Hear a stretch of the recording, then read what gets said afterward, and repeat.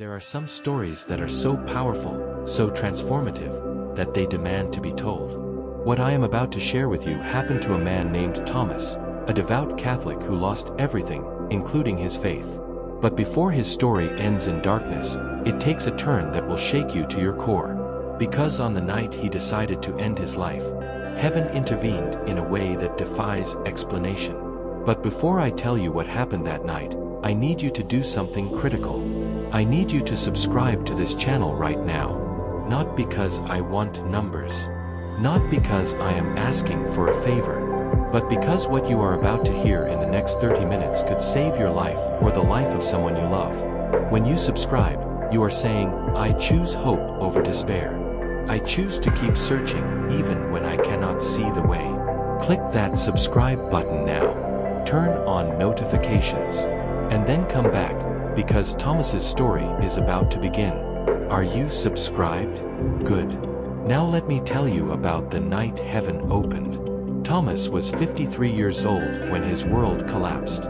He had been a daily mass attendee for 30 years, a lector at his parish, a man who prayed the rosary every single day without fail. His co-workers called him the Catholic because of how openly he lived his faith.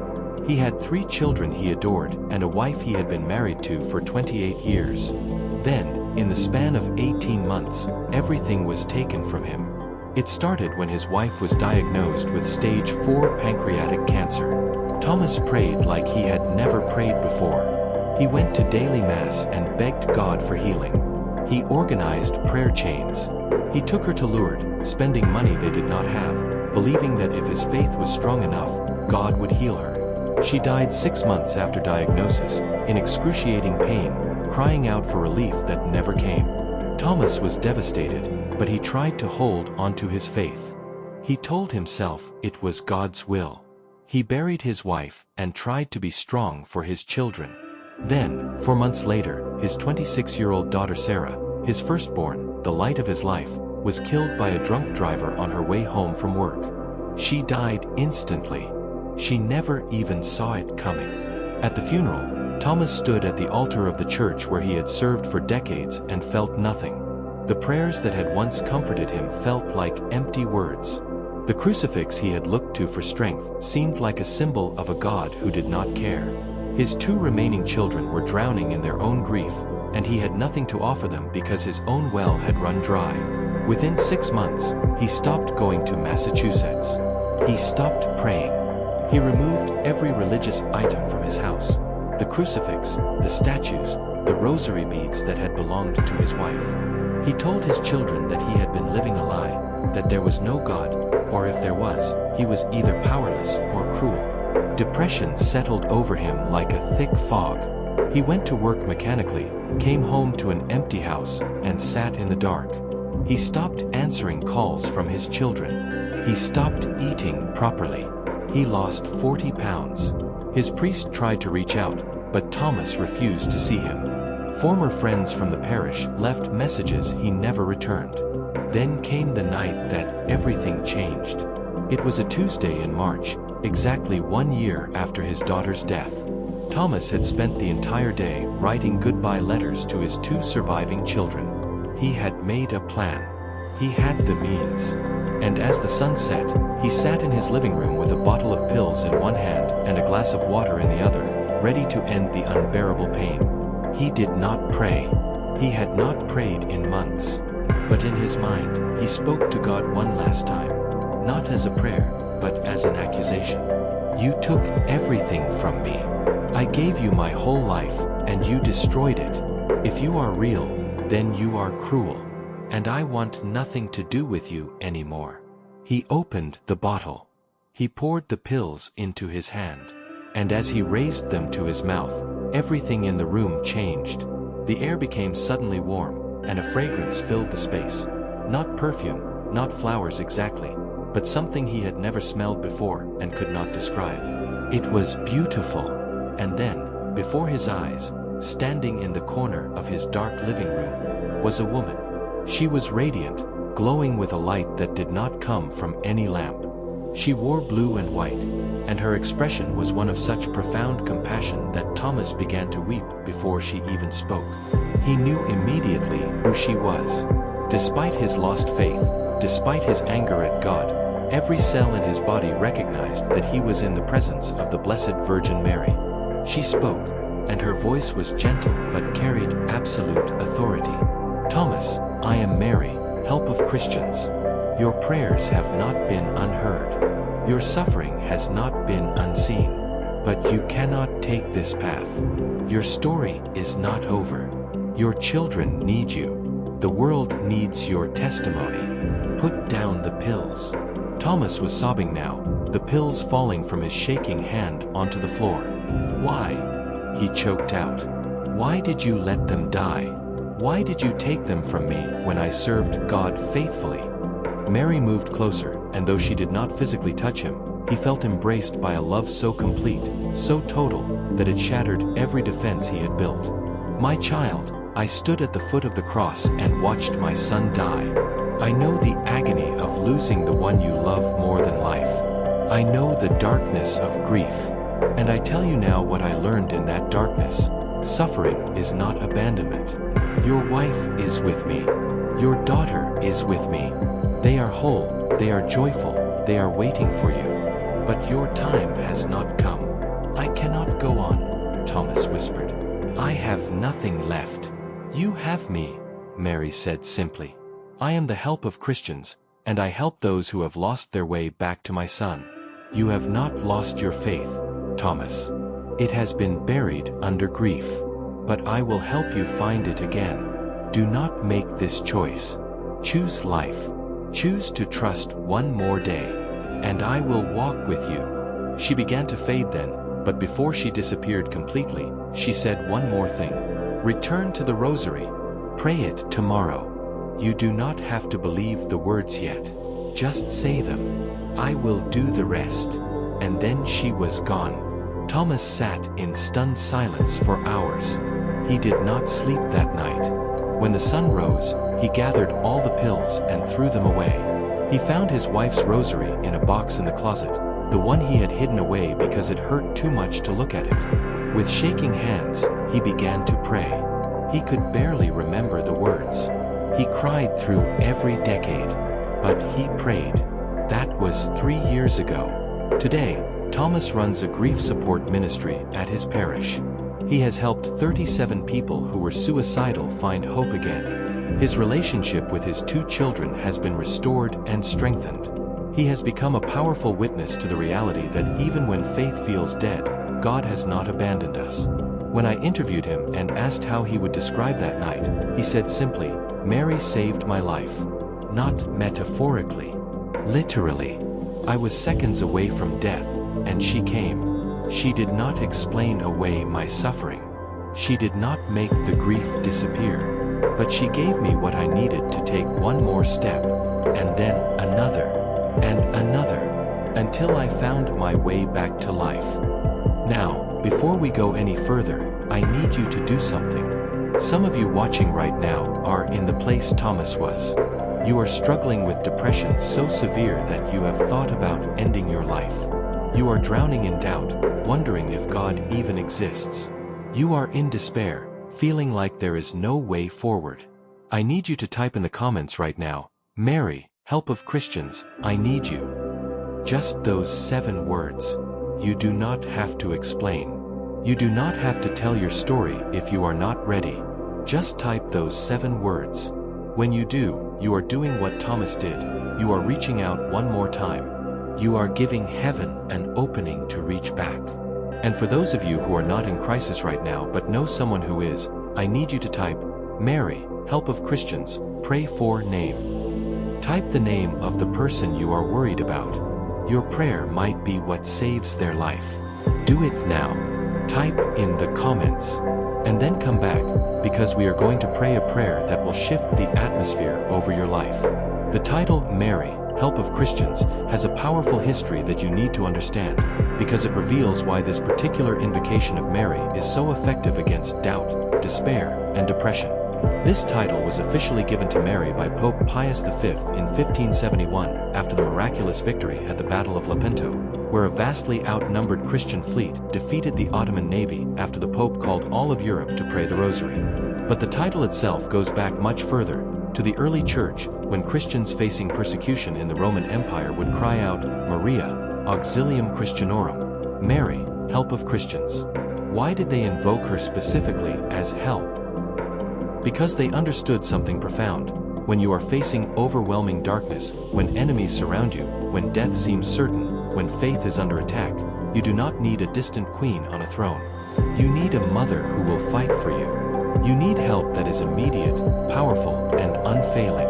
Saint John Bosco, the great apostle to youth in the 1800s, had an extraordinary devotion to Mary, help of Christians. He built a basilica in her honor in Turin, Italy, and he testified to countless miraculous interventions when he called upon her in moments of crisis. Once, when anti-clerical forces were trying to destroy his work with street children, and he was on the verge of losing everything, he prayed to Mary, help of Christians. Within days, unexpected benefactors appeared with exactly the funds he needed. The attacks against him suddenly ceased. His enemies inexplicably backed down. Saint John Bosco wrote, Mary is called the help of Christians because she is our mother, and like any good mother, she cannot bear to see her children suffer without rushing to their aid. This is critical for those of you battling depression and despair. Depression lies to you. It tells you that you are alone, that no one cares, that there is no help available, that you might as well give up. But the title Help of Christians is a declaration that this is a lie. Help is available. A mother is watching. And she specializes in impossible situations. The biblical foundation for this is found in John chapter 2, at the wedding at Cana. The wine runs out, a social disaster for the bride and groom. Mary notices the problem. She does not wait for someone to ask her for help. She sees the need and takes action. She goes to Jesus and says simply, "They have no wine." When Jesus seems to decline, saying his hour has not yet come, Mary does not give up. She tells the servants, "Do whatever he tells you." And Jesus performs his first public miracle. Do you see what Mary does? She sees the need before you even articulate it. She brings it to Jesus on your behalf. She persists even when the answer is not immediate. And she instructs you to trust and obey whatever Jesus tells you to do. This is what Mary does when you call upon her as help of Christians. You might not have the strength to pray. You might not even know what to ask for. You might have lost all faith. But she sees, she knows, and she acts. In the Litany of Loreto, which has been prayed by Catholics for over 400 years, Mary is invoked as help of Christians. Every time that title is spoken in prayer, it is a reminder that we are not orphans. We are not fighting alone. We have a mother who has never, not once, not ever, failed to help a child who called upon her name. Let me speak very directly now about what many of you are facing. I want to talk about the three enemies that are trying to destroy you: doubt, despair, and depression. First, doubt. Doubt is not the same as unbelief. Doubt is what happens when your faith is being tested and you are not sure if you can hold on. Every single saint experienced doubt. Mother Teresa experienced decades of spiritual darkness where she felt nothing and questioned everything. Saint Therese of Lisieux, the little flower, spent the last years of her life tormented by doubts about whether heaven even existed. Saint John of the Cross wrote about the dark night of the soul, a period of intense doubt where God seems completely absent. If you are experiencing doubt right now, you are not a bad Christian. You are not a failure. You are in the same company as the greatest saints. Doubt becomes dangerous only when you refuse to bring it to God, when you try to handle it alone, when you let it fester in silence. Second, despair. Despair is different from doubt. Despair is the belief that your situation is hopeless, that nothing will ever get better, that you are beyond help. Despair says, there is no point in trying anymore. It is a spiritual darkness that makes you want to give up on everything, on faith, on relationships, on life itself. The Catholic Church teaches that despair is a sin against hope because it denies God's power and mercy. But before you feel guilty about despairing, understand this: despair is often not a moral failure. It is a symptom of deep spiritual attack and often of clinical depression. If you are in despair, you do not need condemnation. You need help. And that is exactly why we are invoking Mary, help of Christians. Third, depression. Depression is a real medical condition that affects your brain chemistry. It is not weakness. It is not lack of faith. It is not something you can just pray away or get over. Depression lies to you. It tells you that you are worthless, that everyone would be better off without you, that the pain will never end, that there is no hope. I need to say this clearly: if you are clinically depressed, prayer is essential, but it is not a substitute for professional help. God works through doctors, therapists, and medication. Going to a psychiatrist is not betraying your faith any more than going to a cardiologist for heart disease is betraying your faith. God gave us medical science as a gift. Use it. But while you are pursuing medical help, also pursue spiritual help. Because depression has a spiritual component that medicine alone cannot always address. There is a reason why depression rates are skyrocketing in our modern world despite advances in medicine. People are spiritually starving. They are disconnected from God, from community, from meaning, from hope. Mary, help of Christians, specializes in reaching into the darkest places and bringing light. She is not afraid of your depression. She is not scandalized by your doubt. She is not put off by your despair. She is your mother, and she will fight for you. Now let me tell you something that might surprise you. Sometimes what we call doubt is actually the beginning of deeper faith. Sometimes God allows us to experience darkness so that our faith will no longer be based on feelings or consolations, but on pure trust. Saint Teresa of Avila said, "God gave us faculties for our use. Each of them will receive its proper reward. Then do not let us try to charm them to sleep, but permit them to do their work until divinely called to something higher." What she means is this: when you pray through doubt, when you continue to seek God even though you feel nothing, when you keep showing up even when heaven seems silent, that is the highest form of faith. You are not believing because it feels good. You are believing because you choose to trust that God is real and good, even when circumstances scream the opposite. But you cannot do this alone. This is why Mary has been given to us.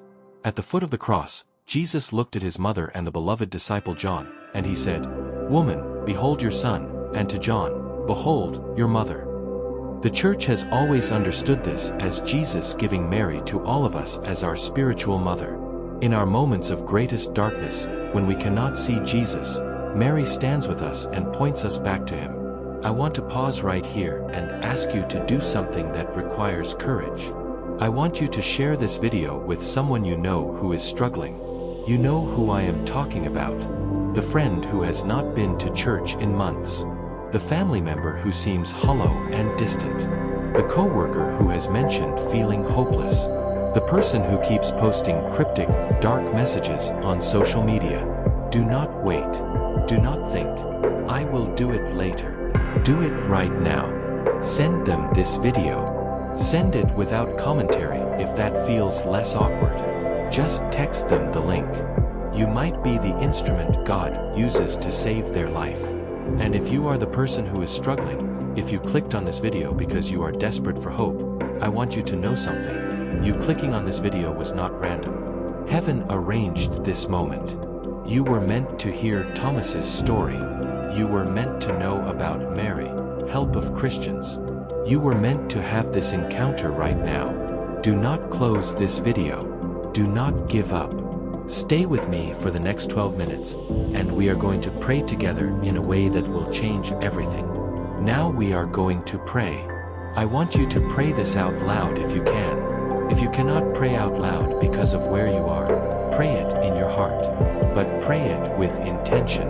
Pray it with whatever faith you have left, even if it is just a tiny spark. Mary will fan that spark into flame. Oh Mary, help of Christians, I come to you not because I am strong but because I am weak. Not because my faith is solid, but because it is crumbling. Not because I have hope, but because I am drowning in despair. I come because I have nowhere else to turn, and I am crying out for help. Holy Mother, I confess that I am struggling with doubt. I am not sure anymore if God hears me. I am not sure if my prayers matter. I am not sure if anything I believed is true. The faith that once sustained me feels like ashes in my mouth. The joy I once had feels like a distant memory. I am going through the motions, but inside I feel dead. Mary, help of Christians, help me in my doubt. I cannot manufacture faith out of nothing. I cannot force myself to feel what I do not feel. But you can intercede for me. You can ask your Son to give me the grace to believe even when I feel nothing. You can pray for a sign, for an encounter, for something that will break through the darkness and remind me that God is real. I ask you, Mother, to pray that my doubt will not lead to unbelief, but to a deeper, more mature faith. Let this dark night of the soul be the prelude to a brighter dawn. Let my questioning lead me not away from God, but deeper into the mystery of His love. O Mary, help of Christians, I confess that I am battling despair. I feel like nothing will ever get better. I feel like I have tried everything and nothing works. I feel like I am trapped in a pit with no way out. The problems I face seem insurmountable. The pain I carry seems unbearable. The future looks bleak and hopeless. Mary, you stood at the foot of the cross on the darkest day in human history and watched your Son die a brutal death. In that moment, it looked like evil had won. It looked like all hope was lost. It looked like God had been defeated. But 3 days later, your Son rose from the dead, and everything changed. The despair of Friday became the joy of Sunday. I ask you, Mother, to remind me that my story is not over. That what looks like the end might be a new beginning. That the tomb is never the final word. Pray for me that I will have the grace to endure one more day, to take one more step, to hold on one more hour. When I cannot see the way forward, be my eyes. When I cannot take another step, carry me. O Mary, help of Christians, I confess that I am suffering from depression. My mind is filled with darkness. My heart feels heavy and dead. I cannot remember what joy feels like. I cannot imagine ever feeling normal again. Some days I can barely get out of bed. Some days I do not want to be alive anymore. Mother, I need you to intercede for my healing. I need you to ask your Son to lift this oppressive weight from my mind and heart. I need you to pray for the right doctors, the right treatment, the right medication if that is what I need. I need you to surround me with people who understand and will not judge me. I need you to give me hope when I have none of my own. I know that depression is not a lack of faith. I know that many saints suffered from what we would now call mental illness. But I also know that there is a spiritual component to my suffering, and I need spiritual help as well as medical help. So I ask you, Mary, help of Christians, to fight for me in the spiritual realm. Drive away every spirit of oppression, every spirit of suicide, every spirit of hopelessness. Fill the empty places in my soul with the light of your Son. O Mary, help of Christians, I make you 3 requests today. First, I ask you to intercede for immediate relief. I am in crisis. I need help now, not someday in the distant future. I need something to change today. I need a sign that I am not alone. I need a moment of peace in the chaos. I need a reason to keep fighting. Mother, you see my desperation. You know how close I am to giving up. Please, please bring my need before Jesus with urgency. Tell him I cannot wait. Tell him I am drowning. Tell him I need him to intervene right now. Second, I ask you to intercede for long-term healing and restoration. I do not just want temporary relief. I want to be whole again. I want my joy back. I want my faith back. I want my life back. I want to wake up in the morning and feel excited about the day instead of dreading it. I want to pray without feeling like I am talking to the ceiling. I want to go to Mass and actually encounter God instead of feeling nothing. Mother, I know this kind of healing takes time. I know it is a process. But I believe you can speed that process. I believe your intercession can accomplish in days what would otherwise take years. I believe you can ask Jesus to perform a miracle of restoration in my mind, my heart, my soul, my circumstances. So I ask you to pray unceasingly until I am completely healed. Third, I ask you to give me perseverance until breakthrough comes. I am so tired of fighting. I have been battling this darkness for so long that I do not know if I have the strength to continue. I need you to give me supernatural endurance. Give me the grace to get through today. And then tomorrow, give me the grace to get through that day. And the next day, and the next, until finally the darkness lifts and light returns. Remind me every morning that suicide is not the answer. Remind me that my pain is temporary, but death is permanent. Remind me that my life has meaning and purpose even when I cannot see it. Remind me that people need me even when I feel worthless. Remind me that my story is not over even when I want it to be. Oh Mary, help of Christians, I consecrate myself completely to you right now. I place my broken faith in your hands. I place my crushing despair in your hands. I place my suffocating depression in your hands. I place my racing thoughts, my sleepless nights, my endless tears, my desperate prayers in your hands.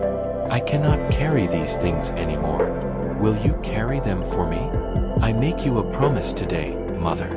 If you help me through this darkness, if you intercede and Jesus brings me breakthrough, if I survive this and come out on the other side healed, I will tell everyone what you did. I will give testimony to your power. I will spend the rest of my life helping others who are where I am right now. I will be a living witness that no darkness is so deep that Mary, help of Christians, cannot reach into it and pull you out. Mary, I trust you. I believe you hear me. I believe you are bringing my prayers before your Son right now. I believe help is on the way. I do not know when. I do not know how. But I believe. Holy Mary, help of Christians, pray for us. Holy Mary, help of Christians, fight for us. Holy Mary, help of Christians, save us. In the name of the Father, and of the Son, and of the Holy Spirit. Amen. Now I need you to do something crucial. I need you to type in the comments, Mary, help of Christians, I believe help is coming. Even if you do not fully believe it yet, type it as an act of faith. When you make this declaration publicly, you are activating your faith. You are putting a stake in the ground and saying, I am choosing hope. And here is what I want you to do next. I want you to commit to praying this prayer every single day for the next 30 days. Come back to this video daily and pray along with me. Set a reminder on your phone. Make it non-negotiable. 30 days. One prayer a day. And watch what Mary, help of Christians, does in your life. Then, after 30 days, come back to this comment section and leave a testimony. Tell us what changed. Tell us what breakthrough came. Tell us how Mary helped you. Your testimony will give hope to someone else who is in the darkness right now. Let me close by telling you what happened to Thomas 2 years after his apparition. He was leading his grief support group when a young woman named Jennifer came for the first time. She was 28 years old, and she told the group that she was only there because her therapist had insisted. She did not believe in God. She thought religion was a crutch for weak people. But she was depressed and suicidal, and she had run out of options. Thomas shared his story with the group that night. The story of losing his wife and daughter, the story of losing his faith, the story of the night he almost died, and the story of Mary's appearance. Jennifer listened with a skeptical expression. When the meeting ended, she approached Thomas and said, I want to believe your story, but I cannot. I think you hallucinated because of your emotional state. Thomas smiled gently and said, I understand. I would have said the same thing before it happened to me. But I am going to pray for you anyway. I am going to ask Mary, help of Christians, to reveal herself to you in whatever way you need. Jennifer came back the next week, and the week after that. She never said much, but she kept showing up. Then, on her 5th visit, she arrived with a completely different demeanor. She was glowing. She asked if she could share something. She told the group that 3 days earlier, she had been in her apartment planning her suicide. She had written her note. She had prepared everything. And as she sat on her bed, working up the courage to go through with it, she smelled the most beautiful fragrance, just like Thomas had described.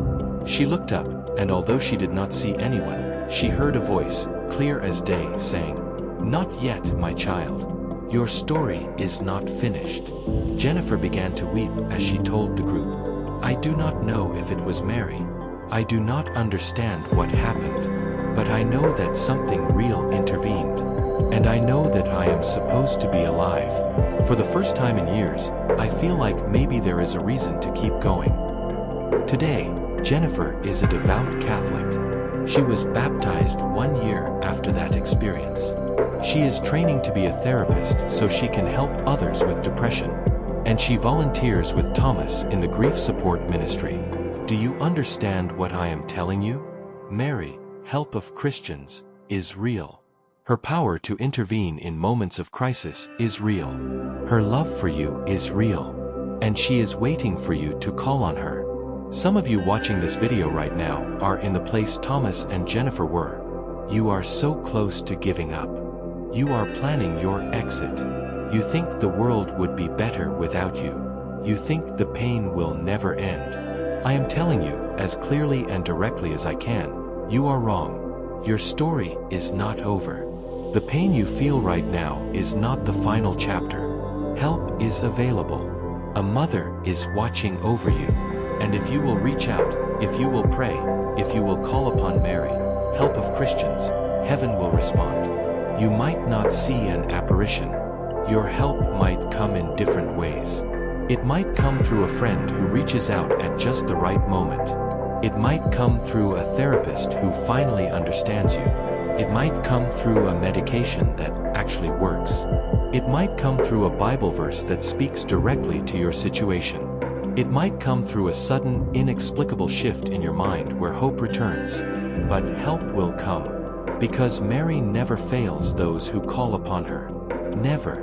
So I am asking you, one more time, to make a choice right now. Choose life. Choose hope. Choose to believe that your story is not over. Choose to pray one more time. Choose to hold on one more day. Choose to call upon Mary, help of Christians. And if you cannot choose those things because you are too weak, then let me choose for you. I am praying for you right now. I am asking Mary, help of Christians, to intervene in your life the way she intervened in Thomas's life. I am asking her to fight for you when you cannot fight for yourself. I am asking her to carry you when you cannot take another step. You are not alone. You are not forgotten. You are not beyond help. Mary sees you. She knows your name. She knows your pain. And she is coming to help you. Before you leave this video, share it with someone who needs it. Subscribe so you never miss a prayer that could save your life. And remember, the darkest hour is just before dawn. Your dawn is coming. Go in peace, knowing that heaven is fighting for you. Mary, help of Christians, is praying for you right now. I will see you in the next video. Until then, hold on. Keep fighting. Keep believing. God bless you. Amen.